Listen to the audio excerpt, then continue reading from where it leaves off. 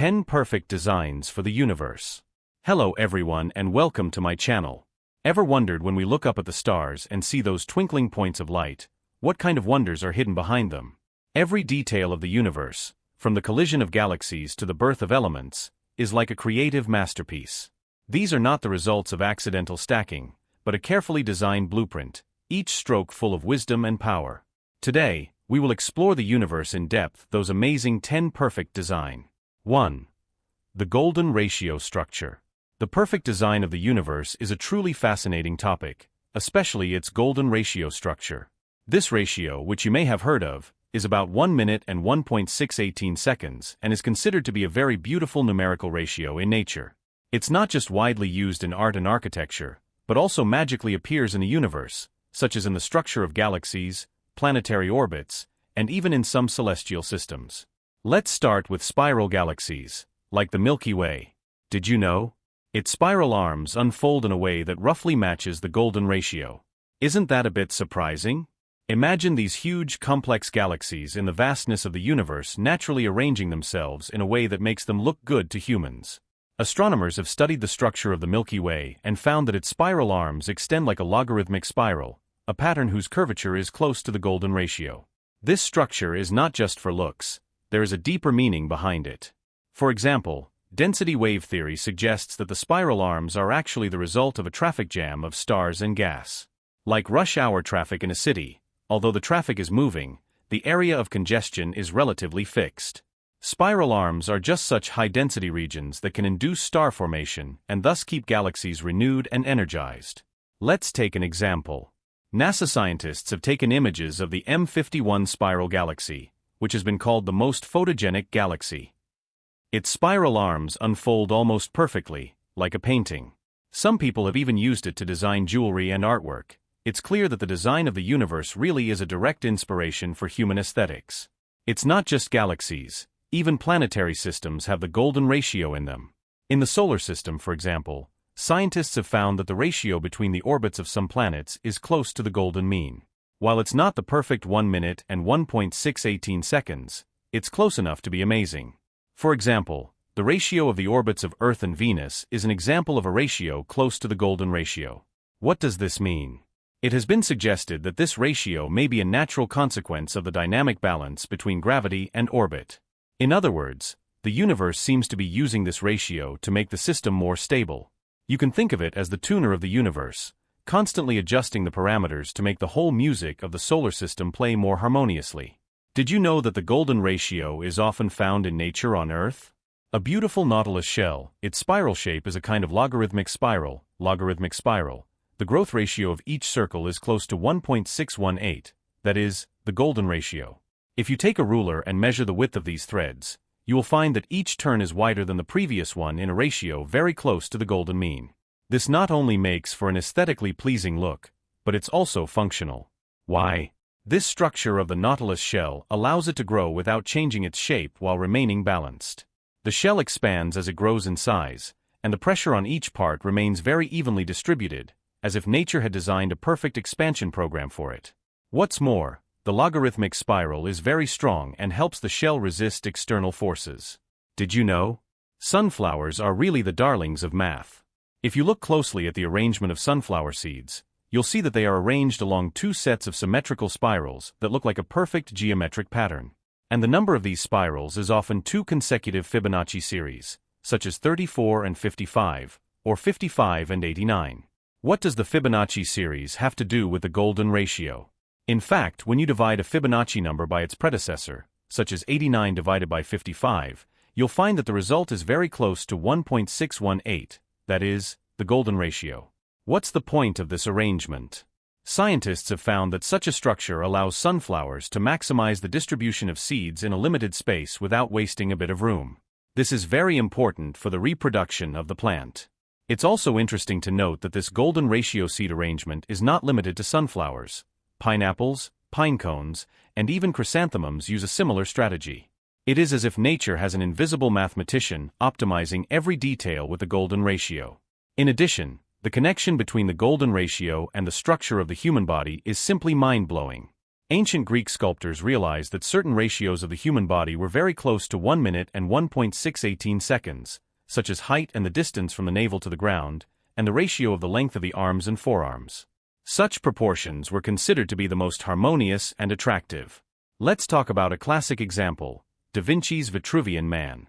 This painting shows a man's body perfectly aligned with a circle and square, suggesting that human proportions conform to certain geometric laws.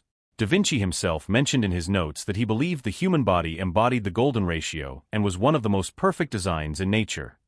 Modern research has also verified this. Some psychological experiments have found that we subconsciously find faces that conform to the golden ratio more beautiful. For example, if the proportions of a person's face conform to the golden ratio, such as the distance between the nose and the mouth, the ratio of the width of the face to the length of the face, and so on, people usually find that person more attractive. This explains why many artists and architects like to use the golden ratio to create their work. It triggers a natural sense of pleasure within us. So why does the golden ratio make us feel beautiful? Scientists and artists alike have tried to explain this phenomenon of beauty, brought about by the golden ratio. One theory suggests that it's because our brains favor a certain kind of harmony, and the golden ratio fulfills that need. It not only provides visual balance, but also a sense of flow and order. Psychologists have tried asking people to choose the most nice rectangle in a pile of rectangles. As a result, many people chose rectangles with an aspect ratio of 1 minute and 1.618 seconds. Other research suggests that the golden ratio may have something to do with the way our optic nerves process information, as it allows us to quickly understand and feel pleasure with minimal brain power. The golden ratio in nature is not only a mathematical phenomenon, but also a hidden language that connects science and art. Artists use it to create beauty, and scientists use it to interpret nature. For example, modern designers and architects still make extensive use of the golden ratio. The Egyptian pyramids, the Parthenon in Athens, and even some modern skyscrapers are inspired by it. Scientists have also found traces of the golden ratio in the fields of medicine and biology, such as the spiral structure of DNA, the angle of growth of leaves, and even the distribution pattern of neurons, all of which are somehow related to the golden ratio. Not only is this law beautiful, it's also very practical. It's the secret weapon nature uses to optimize structure and function. So the question arises, is it all just coincidence, or is it the result of some kind of design? Physicists often say that the regularity in the universe makes it hard to ignore the possible design intent behind it. Theoretical physicist Stephen Hawking, for example, has written that the universe seems to be tailor-made for life. If these exact proportions and values were slightly off, the universe might not be as organized as it is now. This is not just a philosophical question, but also a mystery that scientists have been exploring. The golden ratio may be the result of natural selection, but it may also hint at deeper physical laws. It has even been joked that the universe is an artist that paints with the golden ratio, using galaxies as its canvas. 2. The duality of light. We probably all know what light is from our childhood, but have you ever thought that light can propagate like a wave and work like a particle at the same time? This property not only makes it a superstar in physics, but also makes the entire universe work with a wonderful sense of design. Let's start with the question of light's identity. In the 19th century, the nature of light was the subject of much scientific debate. One school of thought said that light is a wave because it can produce interference and diffraction phenomena. The other school of thought firmly believed that light is a particle because it has the ability to transfer energy. This controversy continued into the early 20th century, and it was only with the birth of quantum mechanics that the mystery was solved. Light is both a wave and a particle. Imagine you're holding a string and rocking it back and forth, and there are fluctuations in the string, kind of like the fluctuating properties of light. And when you shoot a laser pointer at a target, the laser seems to be a tiny bullet hitting the target, which again shows its particle properties. Therefore, light is not either slash or, but both slash and. Scientists use the lofty term wave-particle duality to describe this property, but simply put, light can switch modes with the scene. So why does light need duality? The duality of light is not a random coincidence. It is like a superpower given to light by the architect of the universe, allowing it to accomplish different tasks in different situations. Light as a wave can travel through empty space, which paves the way for the transmission of information. Did you know? Our eyes are able to see things precisely because light waves enter them after reflecting from objects. Further, electromagnetic waves, such as radio waves and infrared rays, are actually a form of light, and they help us transmit wireless signals, satellite communications, and so on. If light had only particulate properties, it would be like individual spheres, and it would be difficult for it to spread out like a wave and travel freely through the universe. On the other hand, the particle nature of light makes it a courier of energy. Particles of light are called photons, and each photon carries a certain amount of energy. Plants use these photons to photosynthesize, converting light energy into chemical energy and providing a constant supply of energy for life on Earth. Imagine if light only had the properties of a wave and not the energy-carrying capacity of a particle, then plants might not be able to capture enough energy at all, and the entire Earth's ecosystem would be paralyzed. Having said that, you may ask, what does this have to do with us ordinary people? In fact, the duality of light is closely related to our lives, not only affecting the natural world, but also deeply changing human technology and life. Do you know? There is something called chlorophyll in the leaves of plants, which is like a small photon catcher. When sunlight hits chlorophyll, it absorbs the energy of the photons and uses that energy to break down water molecules, release oxygen, and make sugar. These sugars are food for plants, and oxygen is essential for us to breathe. It is not an exaggeration to say that the particle nature of light is the energy switch for life on Earth. In addition, the wave nature of light has huge applications in modern technology, such as fiber optic communications. You may have heard of fiber optics, a technology that allows us to transmit information across the globe at extremely fast speeds. Instead of ordinary electrical signals, light waves are carried in optical fibers. These light waves are reflected and propagated through the fibers, bringing us such conveniences as high-speed internet, high-definition video calls, and more. Without the wave properties of light, information could travel as slow as a snail. Speaking of which, I can't resist mentioning Albert Einstein. He once wrote to a friend, "The wave-particle duality of light puzzles me greatly, but it is also one of the most profound designs of the universe." Einstein himself actually preferred the particle nature of light because it fit his theoretical system, but he also had to accept the fluctuating nature of light because the experimental evidence could not be ignored. What's even more interesting is that the dual nature of light went on to become a cornerstone of quantum mechanics and has caused many to start rethinking the nature of the universe. Some scientists even joked, if light doesn't want to be defined, then why should we draw clear boundaries for the rules of the universe? 3. The fine-tuning of the universe.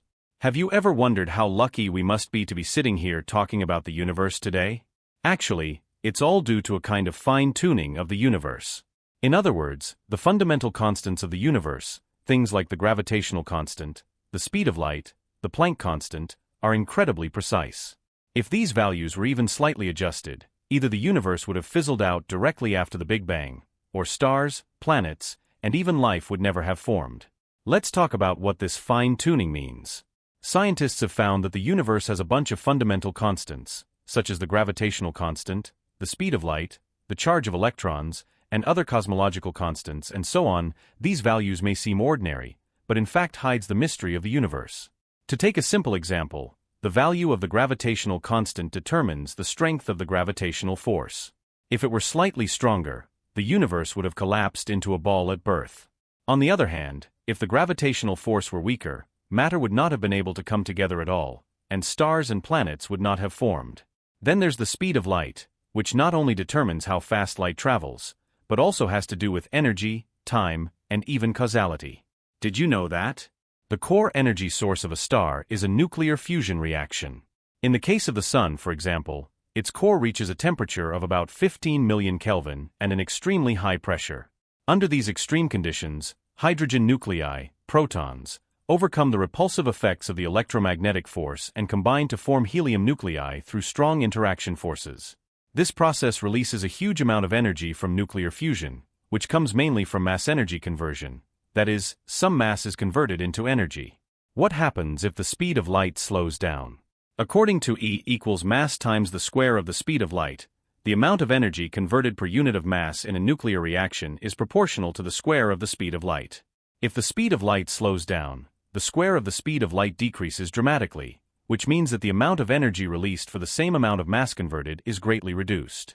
For example, if the speed of light is reduced to 1/10 of its original speed, the amount of energy released is reduced to 1/1000 of what it is now.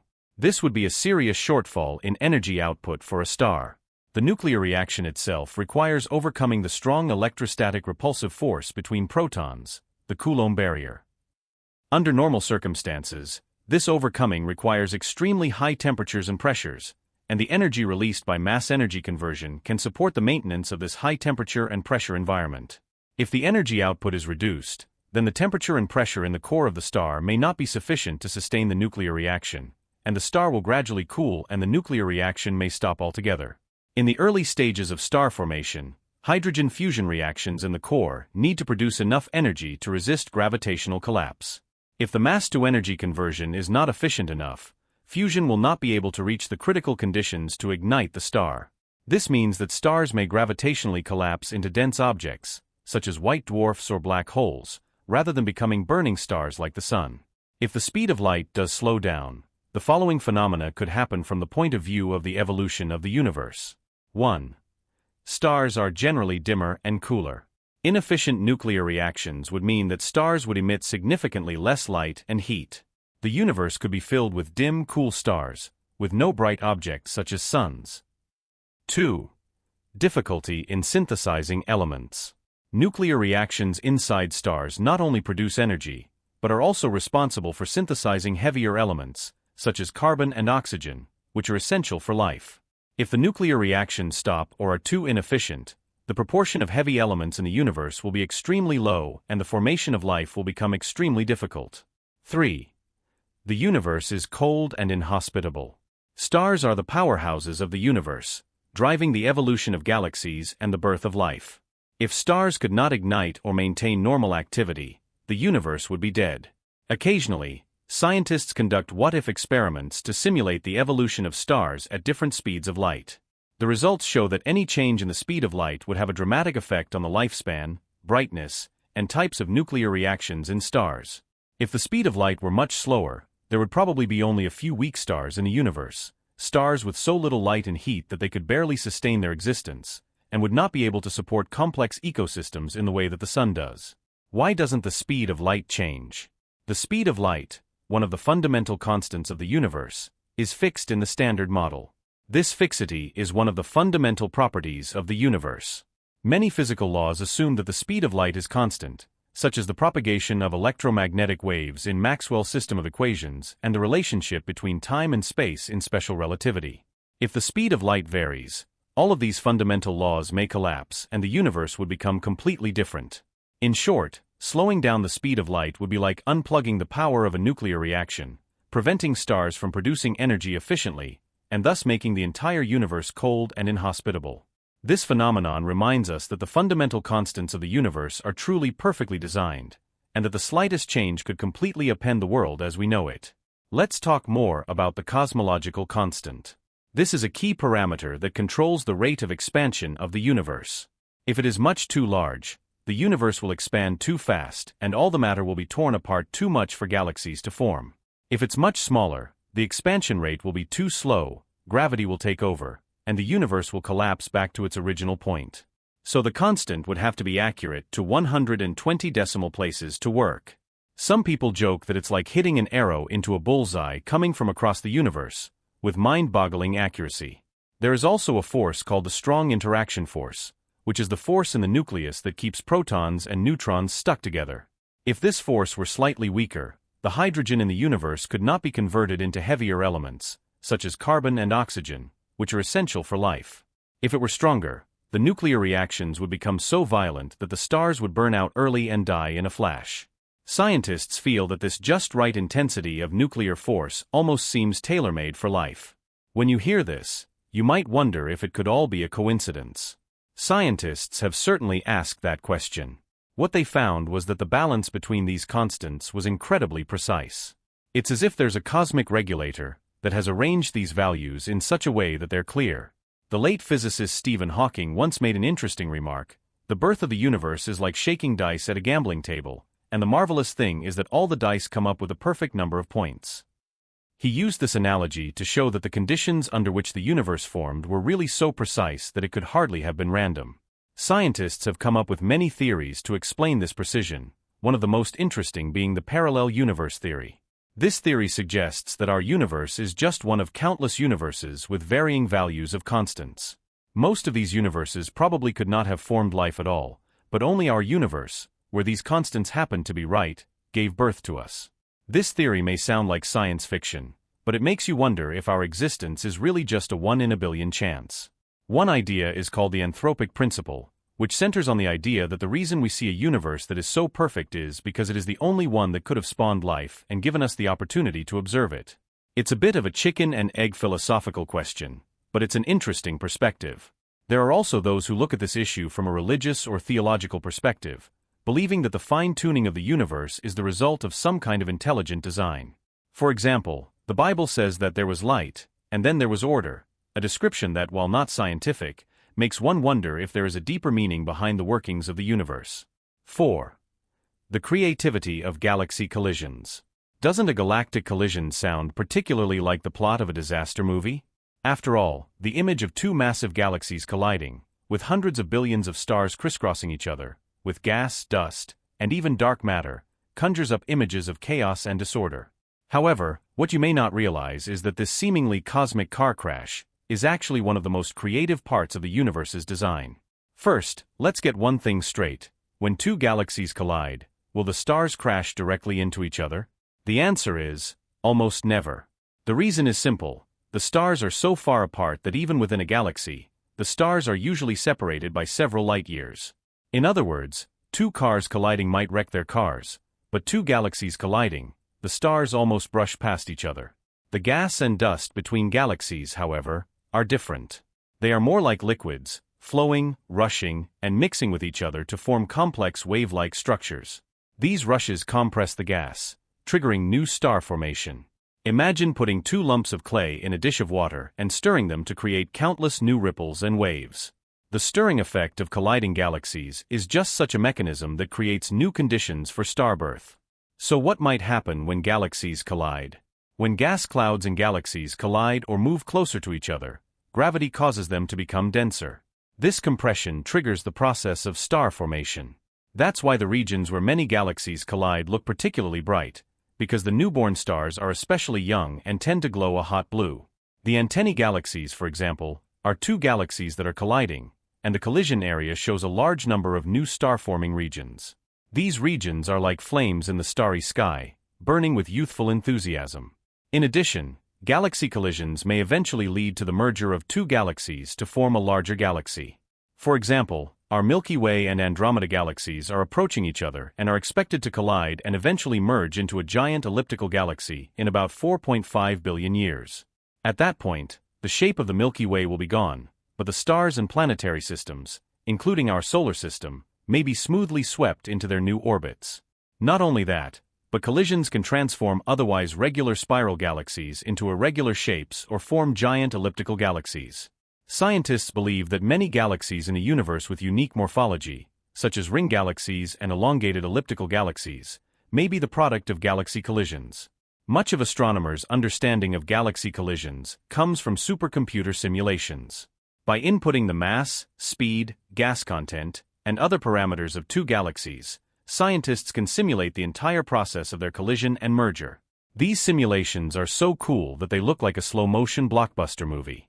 One particularly famous example is the Millennium simulation, which simulates the evolution of galaxies over a period of tens of billions of years, showing clearly how galaxy collisions have shaped the structure of the universe. When it comes to galactic collisions, our Milky Way has actually had a lot of close encounters. According to scientists, the Milky Way has swallowed at least a dozen small galaxies over the past 10 billion years. The stars of these small galaxies are now part of the Milky Way, and some even form the stellar streams we see today, such as the remnants of the Sagittarius dwarf galaxy. This process of cannibalization has been a blessing for us, as each merger has brought new material and energy to help the Milky Way grow to its current size. In a sense, galactic collisions are the regeneration mechanism of the universe. They are not just symbols of chaos and destruction, but of creation and innovation. You can think of it as a kind of cosmic life cycle. Small galaxies are swallowed up by larger ones, which collide and merge with each other, eventually forming new, larger structures. This cycle energizes the universe and makes us realize that destruction and creation actually go hand in hand. 5. Irreversibility of time. Speaking of time being irreversible, we have to start with the concept of entropy. Entropy, simply put, is the degree of chaos or disorder in a system. The second law of thermodynamics tells us that the entropy of an isolated system always tends to increase. This is known as the law of increasing entropy. Think of it like a room. It's organized when it's first tidied up, but before long, books will be spread out, clothes will be left on the sofa, and teacups will be forgotten in the kitchen. While chaos is a natural tendency, tidiness requires extra effort. The physicist Brian Cox once drew an analogy in a lecture. Take a new deck of playing cards and it's perfectly organized, with the numbers in order and the red and black distinct. But then you start shuffling the deck, and with each shuffle, the order becomes more and more random. By the time it's been shuffled dozens of times, it's almost impossible to get back to the arrangement you started with. That's what entropy does. The universe is the same way. From the Big Bang onwards, everything moves towards a state of higher entropy. The irreversibility of time is actually tied to the increase in entropy. Suppose we drop a glass on the floor and it shatters. This is a common phenomenon. But what if time goes backwards? The glass shards automatically come together and return to your hand, a scenario that only exists in science fiction movies. Because for a glass, entropy increases when it breaks, and decreases when it becomes whole again. And the law of increasing entropy clearly tells us that this kind of decreasing entropy does not happen spontaneously. Interestingly, this unidirectionality of time also creates order and causality in our universe. Imagine what would happen if time could be turned back. The action of drinking your coffee this morning might be reversed into the liquid in your cup flying back onto the spoon and then coffee stains everywhere.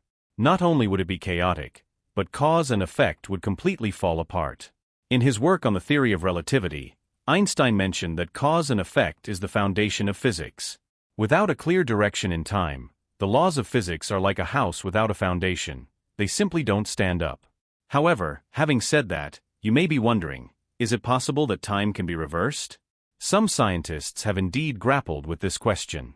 In quantum mechanics, there are some phenomena that seem to develop against time, such as the particle-antiparticle trajectories in the Feynman diagrams that can be interpreted as antiparticles traveling backwards in time. However, these phenomena do not really turn back time, but can be interpreted in that way from the mathematical description. There is also the term time symmetry.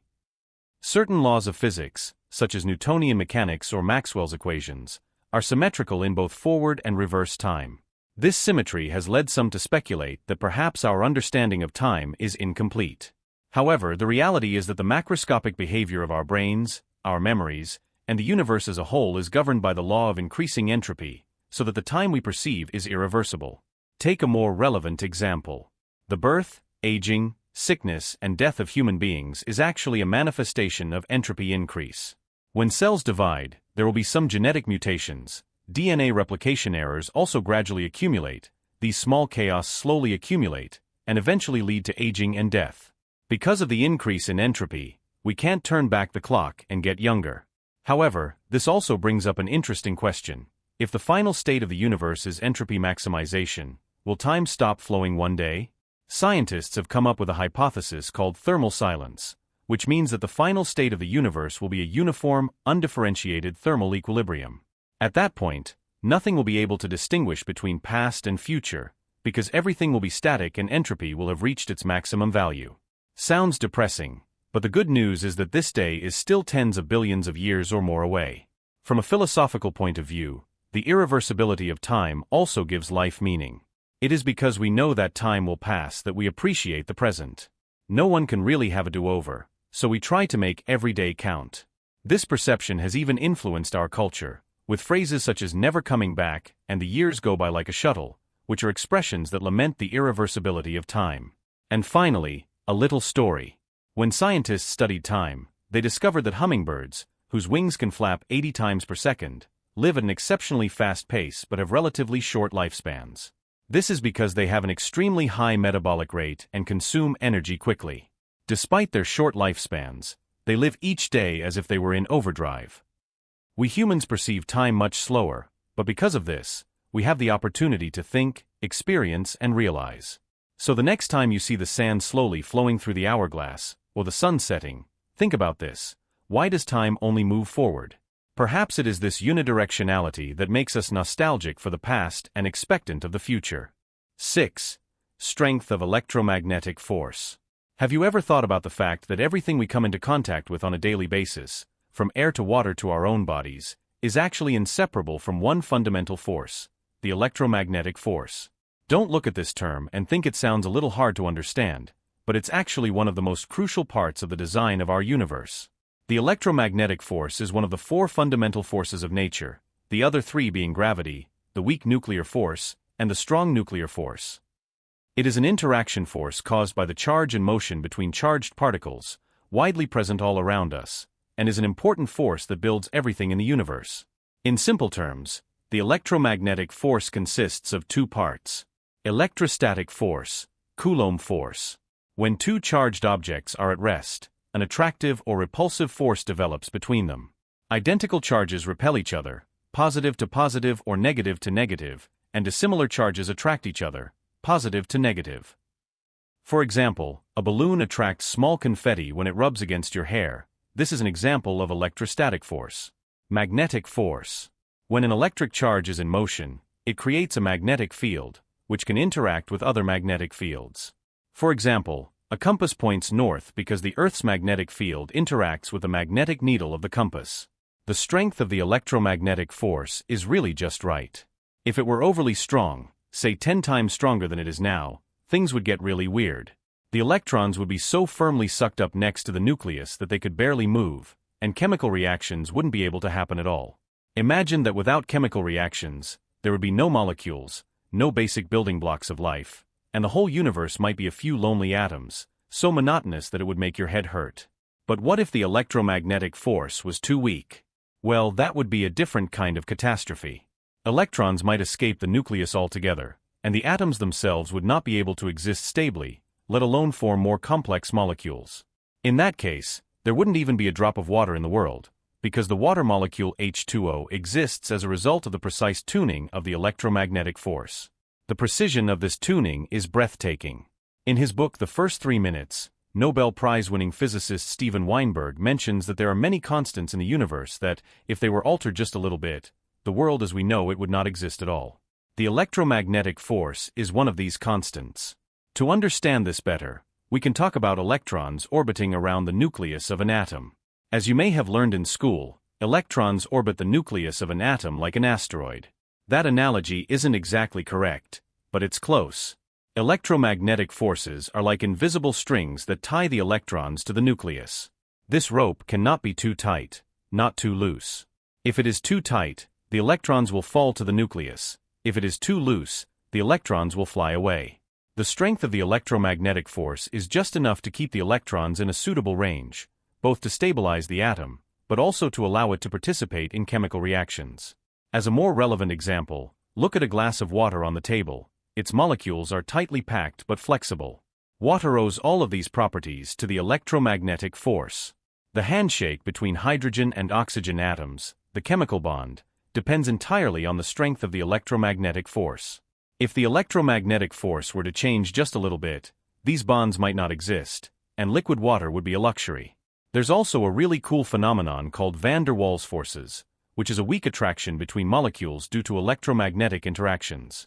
For example, a gecko can climb a wall because of this force between its toes and the wall.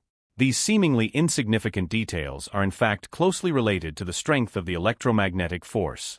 In addition to the significance of physics, electromagnetic force also has a profound impact on our daily lives. The cell phone in your hand, the Wi-Fi in your home, and even the electric toothbrush you use to brush your teeth in the morning are all applications of the electromagnetic force. Electromagnetic waves bring about the transmission of signals, and the movement of electrons in circuits is a direct manifestation of the electromagnetic force. On a lighter note, did you know that lightning is actually one of nature's ways of demonstrating electromagnetic forces? Every time a thunderbolt flashes, it's actually a large number of electrons moving quickly through the air. You may have also heard that after a lightning strike, the soil is enriched with compounds called nitrates, because the high-energy electromagnetic phenomenon facilitates a chemical reaction. These heavenly fertilizer on the growth of plants is a great help, can be said to be the nature of the crops sent to the nutritional delivery. The power of electromagnetism is also reflected in DNA, the basis of life, whose double helix structure is stabilized because of the role of electromagnetism in the intermolecular process. Hydrogen bonds between the molecules, a special kind of electromagnetic interaction, ensure that the two strands of DNA are both securely bonded and able to replicate separately when needed. This delicate balance allows life to reproduce and evolve. Of course, the influence of electromagnetism has its limits. On the cosmic scale, gravity is the dominant force. But on our everyday scale, from microscopic atoms to macroscopic materials, electromagnetism is definitely behind the scenes. Finally, I would like to say that the strength of the electromagnetic force is not something we can easily change, but it is precisely because of its middle way that the universe is so colorful. It is a wonderful coincidence that we can exist in such a universe, drinking coffee and chatting. If you next turn on your cell phone or observe the texture of a leaf, stop and think about the fact that all of this could not be achieved without the perfect tuning of electromagnetic forces. 7. Diverse stellar life cycles. Did you know? Every star in the universe has its own unique life story. From a tiny red dwarf to a giant blue supergiant, they all have different life cycles, but these differences are what make the universe so colorful. First, let's talk about how a star's life begins.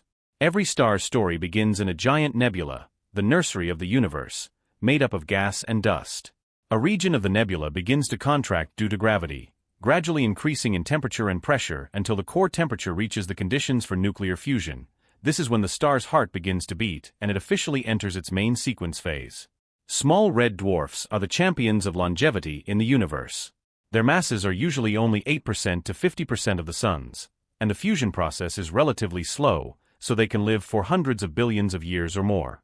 It is important to realize that the age of the universe is just over 13 billion years, which means that the first red dwarfs formed in the universe may not have retired by now. The life of a red dwarf is simple. Because of their low energy output and surface temperatures of only 2,000 to 3,000 degrees Celsius, they appear to be a warm red color. Unlike stars like the Sun, which experience intense surface activity and flares, red dwarf planetary systems tend to be more stable. If we explore the universe in the future, the planets we find that are suitable for life may be in the arms of red dwarfs. In stark contrast to the low profile of red dwarfs are blue supergiants. These stars are huge, often 10 to hundreds of times more massive than the Sun, and shine brightly, but they have very short lifespans, often only a few million years. The high moments of blue supergiants are often accompanied by violent fusion reactions. Their cores rapidly burn hydrogen, helium, and even heavier elements. Eventually, blue supergiants end their lives in a spectacular way, a supernova explosion. This eruption releases enormous amounts of energy and also throws the heavy elements formed inside out into cosmic space. Speaking of supernova outbursts, I have to mention a classic example, the 1987 A supernova. This supernova erupted in the Large Magellanic Galaxy, about 160,000 light-years away from us. Not only did it give astronomers a better understanding of how blue supergiants die, it also confirmed the importance of elemental cycling in the universe. It is through such outbursts that heavy elements such as iron, nickel, and gold are dispersed throughout the universe. Stars such as the Sun can be described as the medium-sized stars of the universe. Their lifespan is usually a few billion years, not as long as that of a red dwarf star, nor as short-lived but dazzling as a blue supergiant. The Sun's fusion reaction is stable, releasing just the right amount of light and heat to allow life on Earth to flourish. When a medium-sized star runs out of hydrogen fuel in its core, it expands into a red giant. Our Sun is no exception. In about 5 billion years, it will expand to swallow up Earth's orbit. This expansion doesn't mean destruction, however, but a new beginning. After the red giant stage, the star's outer layers of material are discarded to form a beautiful planetary nebula, while the core collapses into a white dwarf star. White dwarfs are interesting. They are the remnants of a star's life cycle, and although they are small, usually only about the size of the Earth, they are extremely dense. A teaspoon of white dwarf material may weigh several tons. Why is the diversity of stellar life cycles part of the perfect design of the universe? This is because different types of stars create and release different elements during their life cycles. Creation of light elements. The main sequence star phase produces helium through hydrogen fusion, which is the groundwork of the star. Formation of heavy elements. As stars evolve later in life, especially high-mass stars such as blue supergiants, heavier elements such as carbon, oxygen, silicon, and even iron are formed in the core. Propagation of elements. Whether through supernova outbursts or nebulae ejected by red giants, these elements are dispersed into the interstellar medium, providing the raw material for the formation of the next generation of stars and planets. Without the stability of red dwarfs, the moderate lifespans of intermediate stars, and the intense contribution of blue supergiants, the universe would not have such an abundance of chemical elements, let alone the formation of life. Astronomers have discovered some very special stars. For example, there is a phenomenon called regenerating stars. A white dwarf star that has accreted material from a neighboring star may be temporarily resurrected by reigniting nuclear fusion. This phenomenon, known as a nova event, is not as violent as a supernova, but it's enough to add a bright spot to the starry sky. There is also the theory of a quark star, a possible object between a neutron star and a black hole. Although there is no direct observational evidence, such stars, if they existed, would be the strangest life stage in the universe. In short, the diverse life cycles of stars are like a never-ending stage play in the universe, with each character playing an integral role. From the long-lived stoicism of red dwarfs to the short-lived splendor of blue supergiants, these stars together build a universe of elemental cycles that provide the basis for planets, life, and future exploration. 8. Dimensional setting of the universe. Have you ever wondered why our universe is 3 dimensions of space, plus 1 dimension of time? Why is it not more dimensional, or less? In fact, the dimensional setup of the universe is a topic that is both simple and profound, as if it were saying, "This is how I designed it, because it works best." From what we experience every day, 3 dimensions feel natural. You can move forward and backward, left and right, up and down. The great thing about 3-dimensional space is that it allows objects to have volume and occupy a 3-dimensional position.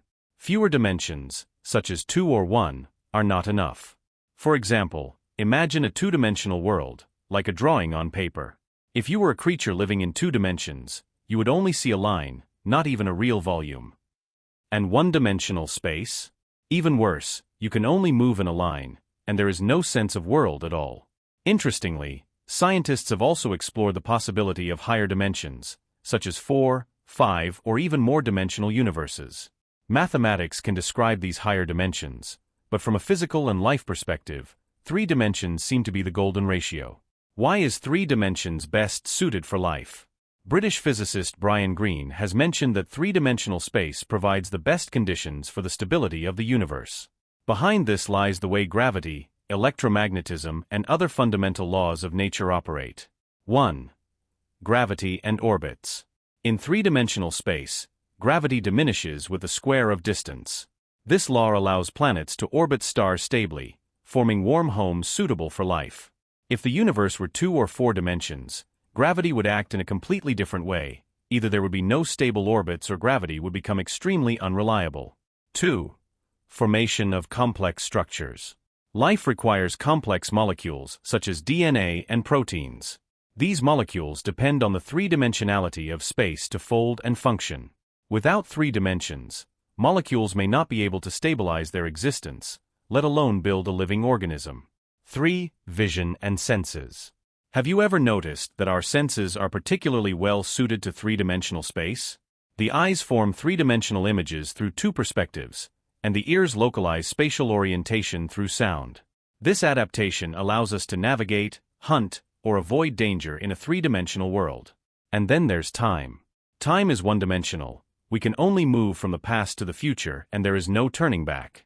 This linear time setting allows cause and effect to take hold and allows the universe to function in an orderly fashion. Imagine what would happen if time was 2-dimensional. You might be able to move both into the past and into the future, or even move left and right in time. But then cause and effect would be messed up. For example, the question what came first, the chicken or the egg, would be completely unanswered. The combination of 1-dimensional time and 3-dimensional space makes the logic of the universe simple and powerful. This structure is not only required by the laws of physics, but also allows us to understand the world more easily. Of course, this does not mean that higher-dimensional universes do not exist. In theoretical physics, there is a theory called string theory, which suggests that our universe is actually 11-dimensional, but we can only perceive 3 dimensions of space and 1 dimension of time, while the other dimensions are curled up on a microscopic scale, making them difficult to perceive. For example, imagine a seemingly 1-dimensional wire, from a distance just a thin line, but if you look close, you will find that it actually has a thickness, and there may even be small insects crawling on the surface. These hidden dimensions may exist in the universe in a similar way. Scientists are trying to find traces of these higher dimensions through high-energy particle collision experiments and astronomical observations. If evidence is found, it could not only revolutionize our understanding of the universe, but also reveal more about life and space-time. Did you know that some science fiction novels and movies have also explored the possibility of a higher dimensional universe, such as Star Trek? Star Trek, for example, mentions a five-dimensional space through which humans can manipulate the past. This is fiction, but it hints at the amazing experiences that dimensional expansion can bring. There is also a story that mathematician Albert Einstein's theory of general relativity itself predicted the existence of a four-dimensional spacetime, which led the scientific community to realize that time is in fact a partner of space, and together they form the universe as a whole. Without time, space cannot exist. In addition, dimension is not only a scientific issue, but also a philosophical issue. Many philosophers believe that three-dimensional space and one-dimensional time are designed so that we can experience a linear journey through life. We have a past, a present, and a future, and this experience gives meaning to life. Imagine if time was cyclical. You could live forever on a certain day, repeating the same thing over and over again, a life that might resemble the movie Groundhog Day. The combination of three-dimensional space and linear time gives us the opportunity to explore and change. 9. The mesh structure of the universe. When it comes to the mesh structure of the universe, we have to thank astronomers for decades of hard work. As early as the 1980s, scientists discovered through observation that galaxies are not randomly distributed in the universe, but show a certain organized pattern. They are clustered into huge clusters of galaxies, and the clusters seem to have some kind of connection with each other. Later, with advances in telescope technology, such as the Hubble telescope and large-scale redshift surveys on the ground, we mapped the three-dimensional distribution of millions of galaxies in the universe. These maps clearly show that there is a vast network structure in the universe, with galaxies and clusters of galaxies arranged along these fibers, and the regions between the fibers almost empty. How did this cosmic web come to be? It all started with the Big Bang. We now know that the universe experienced a rapid expansion after the Big Bang, and there are some tiny density fluctuations in the cosmic microwave background radiation, which was originally very uniform. These fluctuations are like the seeds of the universe, and over time, the denser regions gradually attracted more material to form galaxies and galaxy clusters. Gravity plays a crucial role here. Think of it as a process of weaving a web. The denser areas pull on the surrounding matter, forming fibrous structures, while the low-density areas become empty cosmic voids. This process took billions of years to create the cosmic web we see today. In order to describe the composition of the cosmic web, it is necessary to mention the three main components. 1. Ordinary matter, that is, galaxies, stars, and planets, the things we can see. Although they are everything we touch in our daily lives, they account for less than 5% of the universe. 2. Dark matter. This is the backbone of the cosmic web. Dark matter is invisible, but its gravitational pull is very important, helping to build and maintain the web of the universe. 3. Dark energy. If dark matter is responsible for building the cosmic web, dark energy is the force responsible for stretching the cosmic web. It is a mysterious driving force that makes the expansion of the universe faster and faster. How big is this net? The web of the universe is unimaginably large. A single fiber can stretch for hundreds of millions of light-years, and a cluster of galaxies in a node can contain thousands of galaxies. Scientists estimate that there are about 10 billion such nodes throughout the universe, and together they form a vast network that covers the entire observable universe. Between these fibers, there are regions that are almost completely empty, which scientists call cosmic voids. These voids may be hundreds of millions of light-years across, but they have a very low density of matter. Interestingly, these voids are not completely devoid of matter, but have small amounts of gas and a few lonely galaxies. Astronomers have also found that these galaxies often exhibit unique properties, such as being bluer and younger, possibly because they are not subjected to much gravitational pull from clusters of galaxies and can develop freely. The cosmic web is not only the outward appearance of the universe, but also hides a lot of important information about the nature of the universe. By studying the shape and distribution of the cosmic web, we can indirectly infer the distribution of dark matter. Scientists can also verify cosmological models. For example, the Big Bang theory and the inflation model can be verified by the formation process of the cosmic web. In addition, the evolution of the cosmic web can help us predict what the future universe will be like. For example, Will dark energy cause fibers to break, nodes to move away, or even make the universe completely empty? Speaking of the cosmic web, there's a particularly interesting discovery. It turns out to be somewhat similar to the neural network of our brain. Scientists have compared the cosmic web to the neural network of the human brain, and found that they are very similar in certain distributional properties. For example, the density of connections between neurons in the brain and between cosmic fibers is similar. This similarity may be just a coincidence, but it makes you wonder, could the universe itself be some kind of superintelligence? What's even more interesting is that the threads of the cosmic web contain huge amounts of hot gas, which can reach temperatures of millions of degrees, but are so thin that they are difficult to observe directly. It is only through high-energy X-ray and microwave observations that astronomers have been able to capture these hot filaments. You might think that the cosmic web has little to do with our lives. But in fact, the cosmic web is the very foundation of our existence. Without this structure, galaxies would not have gathered, stars would not have formed, and the Earth and human beings would not have been born. More importantly, this web reminds us that the universe is not a chaotic mess, but one with order and rules. Every fiber, every node, and even every hole is carefully designed by nature. 10. Balance between dark matter and dark energy. Did you know? 95% of the universe is invisible to us. That's right, the stars, planets, galaxies, and even the visible matter that we are familiar with, even you and me, only make up 5% of the total mass of the universe. And the rest? The vast majority is made up of two mysterious forces, dark matter and dark energy. Although we can't directly see or touch these things, they quietly dominate the structure and destiny of the universe. You may wonder if dark matter is only in the distant depths of the universe. Actually, dark matter is all around us. Theoretically, you don't feel a thing when it passes through your body. This is because dark matter hardly interacts with ordinary matter, and is as silent as a light wind passing through a forest. One interesting experiment is the Dama/Liber experiment in Italy, where they claim to have detected some kind of weak interaction between dark matter and the Earth. Their results are controversial, but if true, then dark matter is really all around us, we just can't catch it yet. You can think of dark matter as the invisible scaffolding of the universe. Without it, galaxies wouldn't exist, let alone form spectacular structures like the Milky Way. Do you know the mystery of how galaxies rotate? The story begins in the 1970s. At the time, astronomer Vera Rubin was studying the rotational speed of galaxies and noticed a strange phenomenon. Stars at the edges of galaxies were spinning much faster than calculated. Logically, according to the law of gravity, the farther away from the center of the galaxy, the slower the speed of the stars should be, just like the planets in our solar system, the farther away from the sun, the slower the rotation. However, the observational data completely breaks this law. It's as if you're attaching a piece of string to a turntable, and the closer you get to the turntable, the faster it goes around, while the farther away part of the string only spins slowly. But in galaxies, these distant ropes are spinning so fast that it's as if an invisible hand is pulling them. This hand is dark matter. Scientists believe that dark matter is some kind of invisible but quality material. It is like invisible glue, the galaxies firmly stuck together. Without dark matter, galaxies would have been thrown apart by fast-spinning stars. What is even more amazing is that dark matter does not emit or absorb light, it only interacts with ordinary matter through gravity.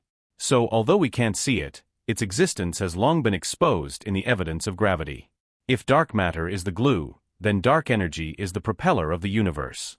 It does the opposite. Instead of pulling things together, it pushes the matter in the universe further and further apart. The dark energy story began in 1998. At the time, astronomers were using supernova observations to measure the rate of expansion of the universe. They thought that the expansion of the universe should be slowing down, because gravity is always trying to pull everything back together. However, the results were surprising. Instead of slowing down, the universe was expanding faster. It's like throwing a ball, expecting it to slow down and eventually fall. Instead of slowing down, the ball is flying faster and faster, as if an invisible booster has been accelerating it. This invisible booster, scientists call it dark energy. Dark energy is a big player. It accounts for about 70% of the total energy in the universe. Its existence explains why the rate of expansion of the universe has been increasing. However, we don't know exactly what it is.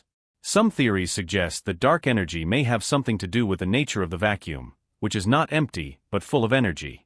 This energy, in turn, may be driving the expansion of the universe in some way.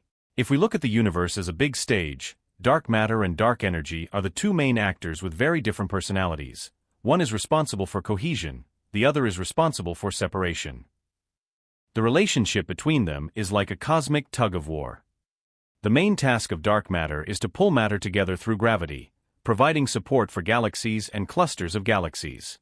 Spiral galaxies such as the Milky Way, for example, maintain their spectacular spiral arm shapes thanks to the umbrella of dark matter.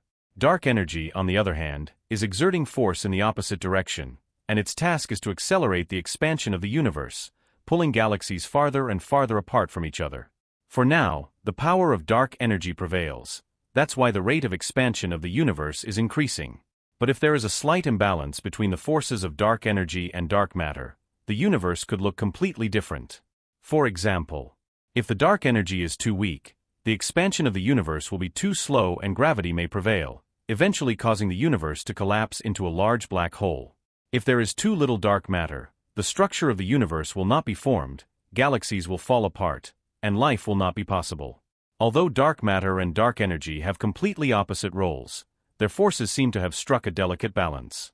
Dark matter allows galaxies to form and sustain themselves, while dark energy allows the universe to expand enough to make room for them. This balance is both stable and dynamic, like the two main themes of an orchestra, playing against and with each other. This balance has also sparked endless thoughts among scientists. Some believe that this phenomenon may be purely coincidental, while others speculate that it may suggest a deeper meaning behind some kind of cosmic design. If the power of dark energy continues to grow, it could eventually overcome all gravitational forces and tear apart galaxies, stars, and even atoms. This is known as the Big Rip theory. Scientists are still trying to find ways to observe dark matter directly, such as using large particle colliders to simulate the properties of dark matter particles. Once they find it, perhaps we'll know more about the past and future of the universe. Well, that's it for this installment of the program. Welcome to like and comment. Thanks for watching.